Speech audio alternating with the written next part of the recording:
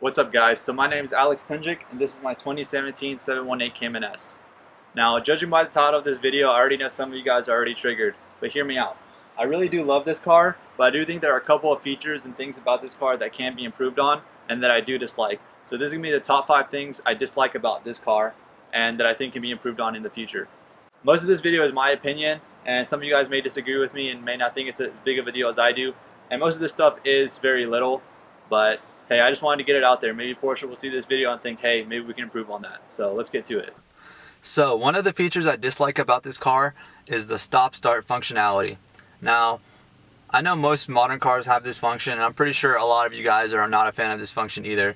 And what this function does is when you go to a red light or something and you stop the car will shut off its engine and just to save gas and help the fuel economy.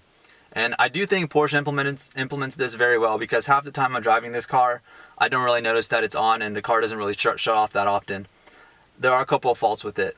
Now, the way Porsche implemented this is when the car gets to around 5 miles an hour or lower, the car will turn off on its own. So you can be just driving and slowing down for traffic and you're going 5 miles an hour, and then if you go below 5, the car will turn off on its own.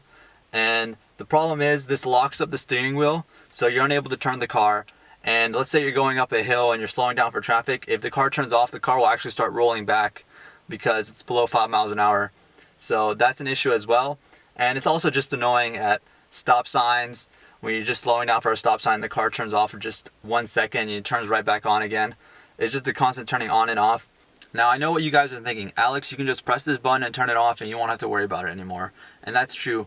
But the way I wish Porsche would improve on this is when you press this button, that it remembers that it's pressed. So next time when you turn the car on and you drive it, it's already off, so you won't have to worry about it anymore. And Porsche actually has this feature implemented in one of their cars. My dad has a 2014 Porsche Panamera, so he has an older model Porsche than mine, but when he presses the on-off button, his car remembers that it's off. So when he turns the car on, he doesn't have to press the button anymore. It's already off. So I really wish Porsche would implement this in their Cayman models, and maybe they just, I don't know what reason they had for not having that feature where it remembers that it's off, but they don't have that feature in this car, and I really wish they would do that. Now, sticking with the interior of this car, this is going to move to the second thing I dislike, and that's the storage space inside the car.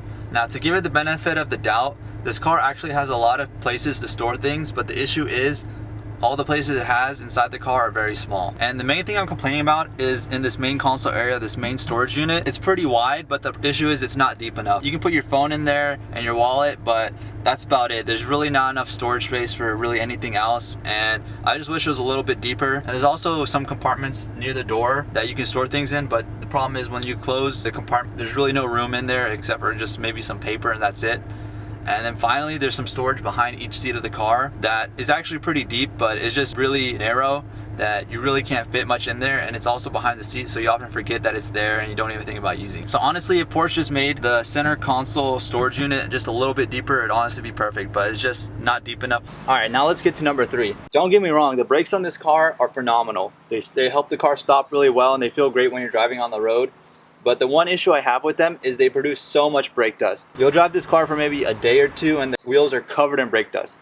I'm fortunate enough to have these black wheels where it's not too noticeable from far away. And I think the worst part about it is that it's so difficult to clean. Literally spent 20 minutes one day cleaning the wheels of this car, and then once everything was dried up, I looked back and they're still dirty. You know, it just doesn't look good. And Porsche does offer carbon ceramic brakes for this car, which produce like little to no brake dust, but the issue is it's like an $8,000 add-on to the car.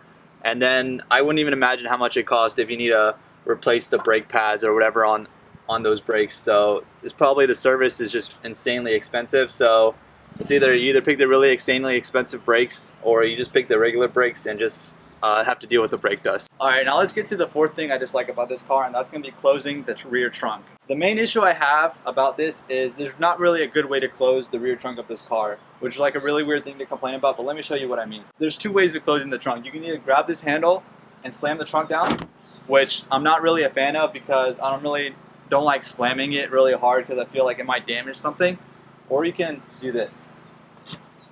You can get the trunk and you can let it down slowly, and then when it's there, you have to push it down really hard, like really hard to have it close all the way.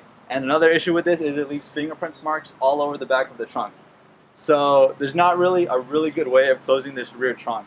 And I wish Porsche would just implement just a little button right here. Like it's not too hard, right? You just have a little button here, you press it, and the trunk closes on its own. They have it implemented on plenty of their other cars, but they don't have it on this one.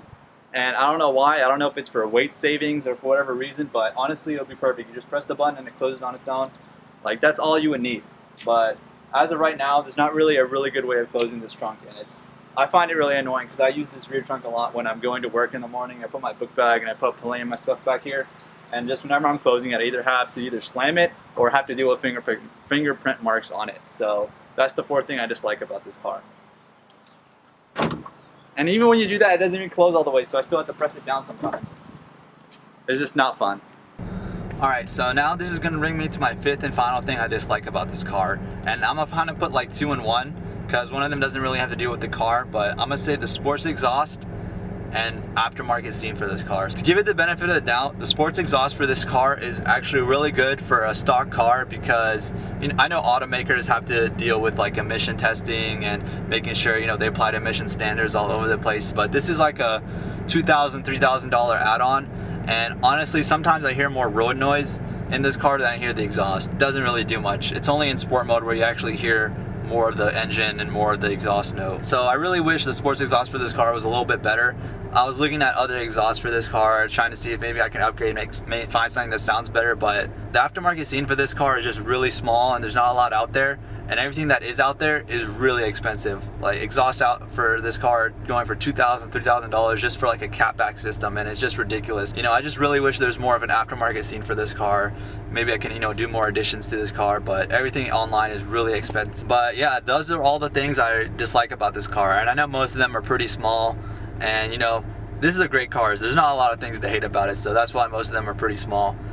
But those are just a few things. I know this video will probably get a lot of hate, because a lot of videos like this usually do. I know those of you guys who understand me and probably have this car yourself understand what I'm talking about with the complaints that I have. Hopefully Porsche can improve on some of these things in the future. Yeah, that's gonna do it for today's video. So if you guys want to see more videos like this, see more videos of my Cayman S, I'm gonna be doing more videos of the ownership experience for it. You can subscribe to the channel. And other than that, I hope you guys liked the video and have a good day. Peace.